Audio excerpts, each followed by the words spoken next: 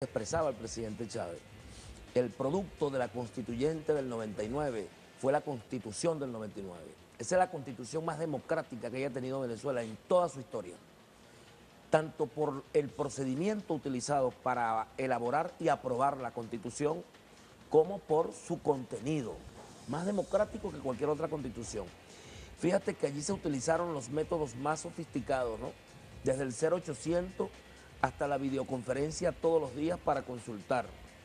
Todos los debates fueron transmitidos por televisión.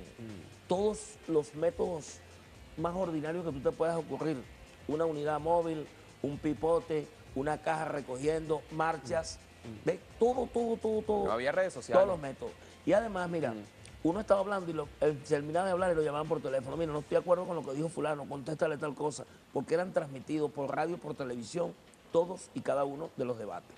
Y cuando ese proceso culminó, además de todas las marchas, manifestaciones, documentos, reuniones con sectores sociales, bueno, no era una constitución, era un proyecto de constitución que fue sometido a referéndum.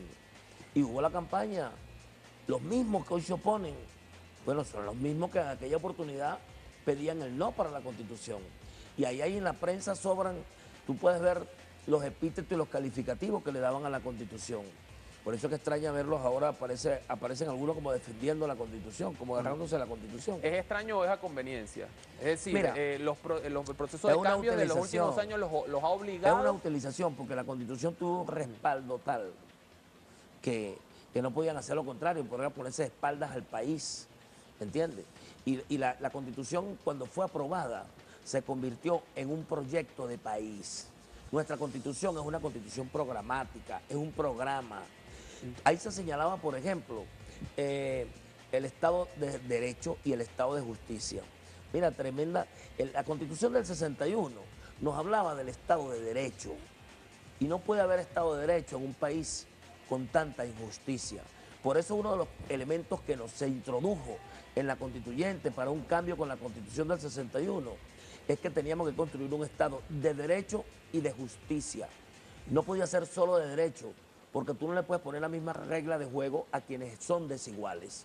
Había que igualar lo que es desigual para que tenga viabilidad el Estado de Derecho. El Estado de Derecho no tiene viabilidad en una sociedad injusta, solo tiene viabilidad en un Estado de justicia. Si algo ha avanzado la Constitución es en el contenido social que se le dio a la democracia.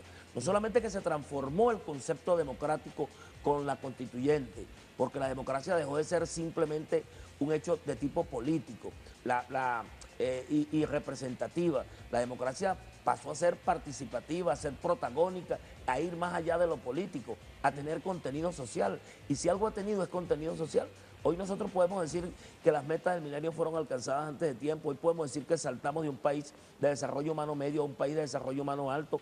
Hoy podemos decir que somos el país menos desigual de América Latina y podemos discutir con quién sean los indicadores sociales logrados en esta revolución. Ahora, ahí justamente bajo la óptica de esos avances en materia social, quienes dicen que la Constitución, pequeños sectores, pero lo han expresado, que la Constitución se excede en términos de las garantías sociales que ofrece. Es decir, una Constitución que da la vivienda como un derecho de la ciudadanía, implica también un peso para el Estado venezolano en la necesidad de cumplir con esa obligación. Mira, ¿Se excede nuestra Constitución? Porque la Constitución no debe expresar el país que tenemos. La Constitución debe expresar el país que queremos, el país que estamos obligados a construir. Por eso el presidente Chávez decía al final de su intervención, en ese minutico que lo pusiste, yo llamo a todos a poner su granito de arena para darle viabilidad, para darle cumplimiento, para darle alcance. Nosotros si colocamos que el derecho, por ejemplo, que la seguridad social es universal, no quiere decir, para ellos es un exceso, porque todo lo que es inversión social para ellos es un gasto, porque tienen la visión neoliberal.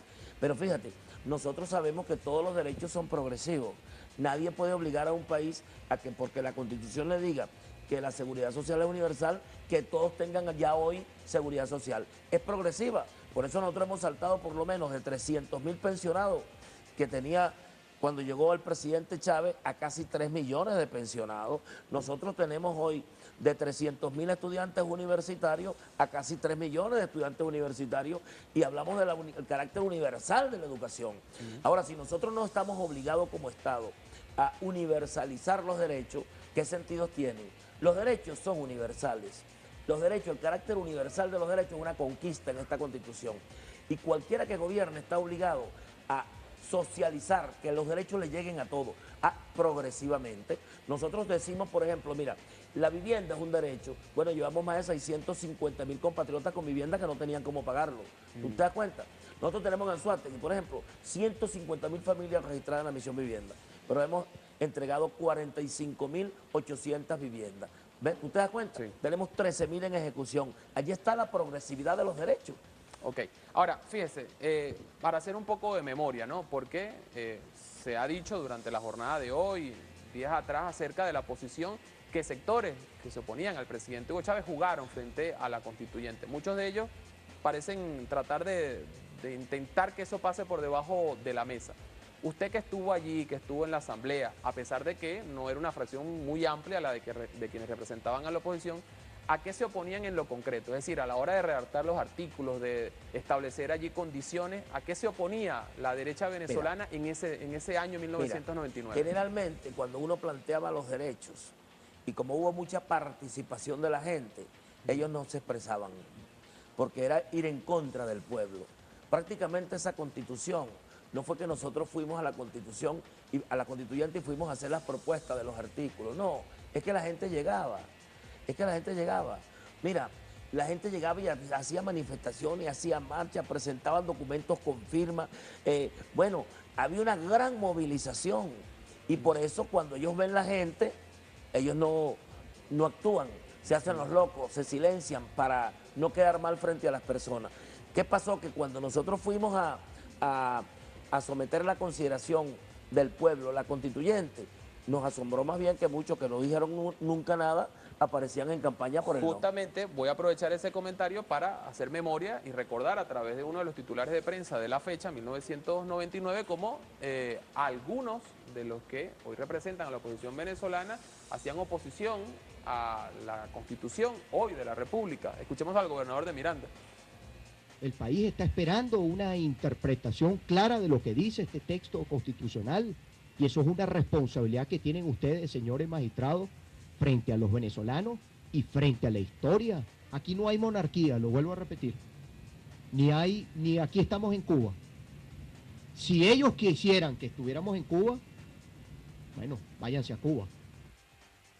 Bueno, allí parte de las palabras del gobernador del estado Miranda haciendo referencia a la aplicación de la Constitución. Si tú ves la noticia de hoy, tú puedes ver a ese señor llamando a votar en contra de la Constitución. Y si ves un periódico hoy, puede aparecer él diciendo, la Constitución no se cumple. O sea, una contradicción. ¿Crees en la Constitución o no crees en la Constitución? Esa indefinición y esa confusión permanente que ellos tienen, porque juegan al momento, juegan al oportunismo, no tienen unas posiciones fijas. No es que no tienen un proyecto político, si no tienen una propuesta política, su propuesta es contra Chávez. Y ahora su propuesta es contra Maduro. Fíjense este titular, ¿qué piensa usted de esto y qué recuerda, ¿no?, de esta imagen? Estamos hablando del año 1999, un titular, una movilización de sectores de oposición, multitudinaria marcha rechazó la Constitución. Gobernadores y alcaldes protestaron la imposición del centralismo. Fue uno de los argumentos que se usó, que se aplicaba el centralismo al aprobar un proyecto constitucional como el que finalmente fue aprobado. Ahí hubo unos temas que causaron debate, ¿no? El problema de la descentralización, muy importante, porque para ellos la descentralización es el desmonte, ¿verdad?, del Estado Nacional. Desglosar el Estado Nacional, atomizarlo, fragmentarlo, para que no haya un Estado que defienda, no haya un Estado con fuerza. Nosotros creemos, ¿verdad?, que el Estado debe ser un Estado fuerte más bien, porque el Estado debe defender los derechos y debe ser garante de los derechos de los ciudadanos. Ahora, los derechos que están en la Constitución, por eso ellos se oponían a la Constitución. Se oponían, por ejemplo, a la descentralización, porque entendían que para ellos la descentralización era el desmonte del Estado. Nosotros decimos, mira, la descentralización tiene sentido, dijimos en ese debate, tiene sentido si llega a donde está la gente, si los recursos y las competencias llegan a donde están los problemas. Los recursos deben llegar a donde están los problemas. Están los problemas en el barrio, están en la comunidad, están donde vive la gente. El que vive en un barrio es el que necesita el agua, el que necesita la acera, el que necesita la cloaca. A ellos es que le deben llegar los recursos, a ellos es que le llega la competencia. Y él no puede ser a Pedro Luis, tiene que ser organizado.